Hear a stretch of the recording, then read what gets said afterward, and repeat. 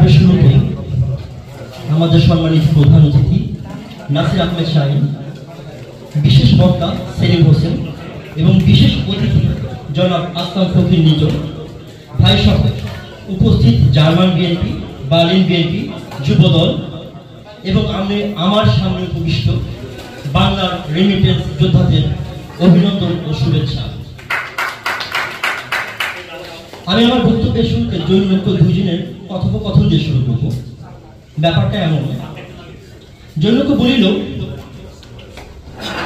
বাহে যাহা বলিল তাহা তো করিল না, কে